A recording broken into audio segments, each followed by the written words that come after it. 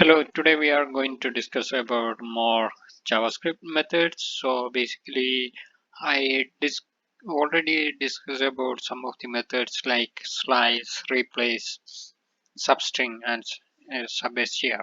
So today I'm going to discuss about the most basic methods to uppercase, to lowercase, and concat.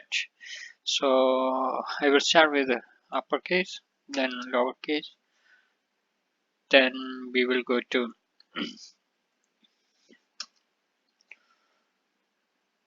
concatenation. So right now to uppercase to lowercase, and here I have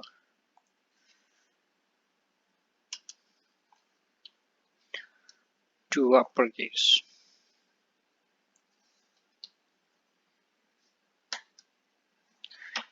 To uppercase. Okay, so let's see what is going to happen if I am not giving any. Yeah, the method will print, right? So if I am not giving the bracket, so right now I need to give the bracket here. So right now it's perfect. So I'm just running my code. This one give all small, all lowercase, and this one gives all uppercase. And the another method join two or more strings. So I will print that here x concat, and inside that bracket I need to mention what I need to concatenate. So here, yeah, everything is there. I'm just running the code right now, so I can see the output right now. It's added to that particular string. So that's concatenation, and then we have a trim method. Trim method actually what it will do is it's going to remove the white space. So if I'm just giving trim here, chaining method. So let's see what is going to happen here. So right now we have this one. I need to trim that. That's my thing. So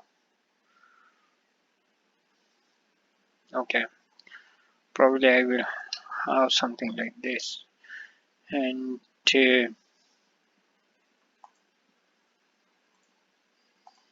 run the code. I have two spaces right now.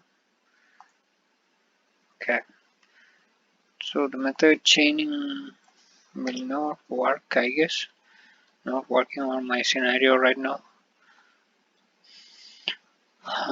Yeah, but yeah, this one is okay. This one is okay. Yeah.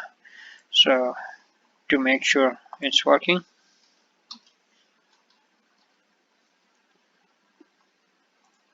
clear my output. I'm running my code right now. So here I'm getting the same result. So trim is not working right now. So actually trim will work only on the beginning and end, right? So just make sure. So I'm running code again. So you can see that. So it will trim the white space from end and the beginning. So if you are mentioning a white space in the beginning, it will trim out. That's trim method is doing. Is any other method I need to mention right now? CharAt. So I will mention that too, since it is a very small video. So charAt.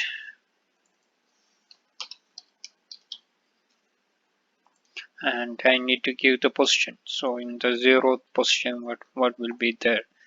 So I will not get anything because white space in the zero, zero space. So right now I got T, so it's in the first position. So carrot is okay right now. Another one is charCodeAt. So what it will return is it will give you the Unicode of that particular. So just change into charCodeAt and running the, yeah, for that T, our character code is 84. So that's all about some of the method. I guess I'm almost fine right now. Yeah, there is something remaining. So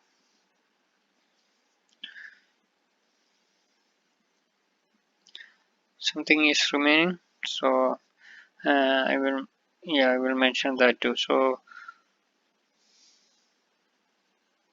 how will access different characters?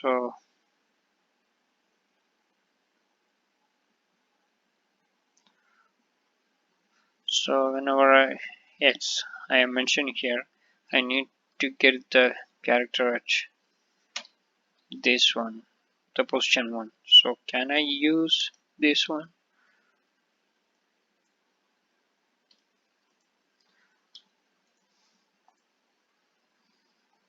Yeah, it will work. So that's it's uh, from ECMS script 5 in 2009 allow property access on string like arrays. So right now it's very easy to get. We don't need to use carrot in some case. Yeah. So another method, the last method is spring strings split. So let's see how it will work. So I'm just going to create a variable here. So let, I have already one y, I guess. Yeah, maybe it's not, it will not be a problem. So here I will have a comma separator values and I need to split that. So I'm just printing out that split values into the console.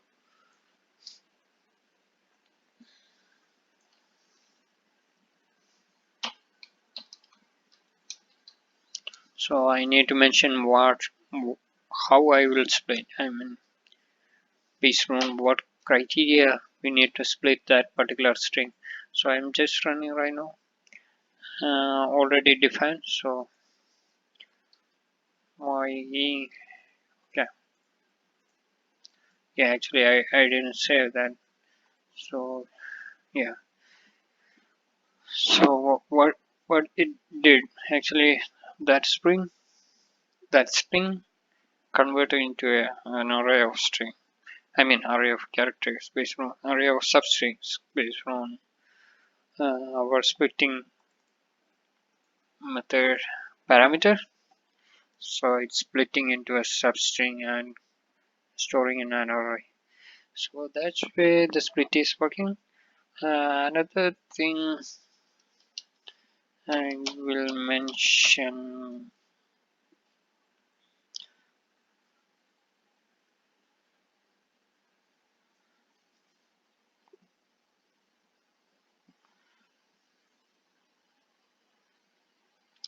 So where and let, how it will differ.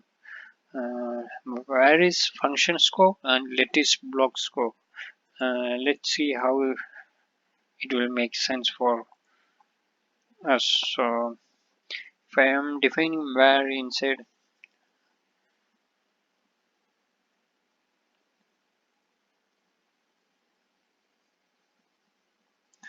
so let's see how it's different. So let gives you the privilege to declare variables that are limited in scope to the block statement or expression like so var is rather a keyword which define a variable globally regardless of blocks block scope. So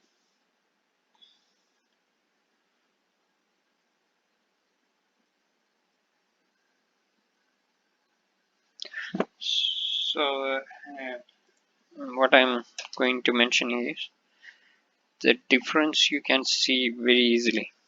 So we all know that everything we define in JavaScript is the parent is window.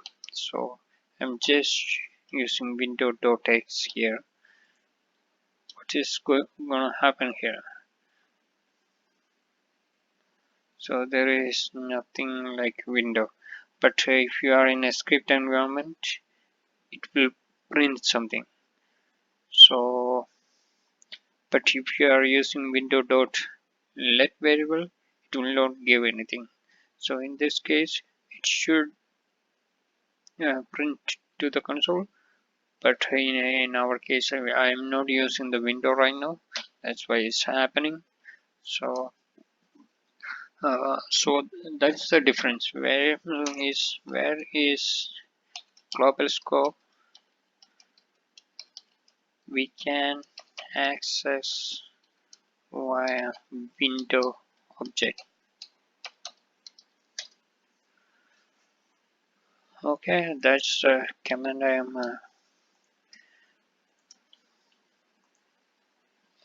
Let is local scope. We cannot access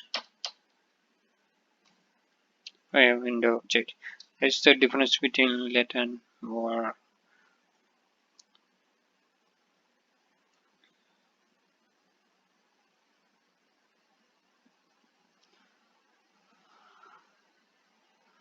Also another one is here I define let y.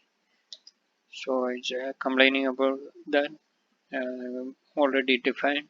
We got this error identified by already defined. So instead of this one, I am using var. What's gonna happen?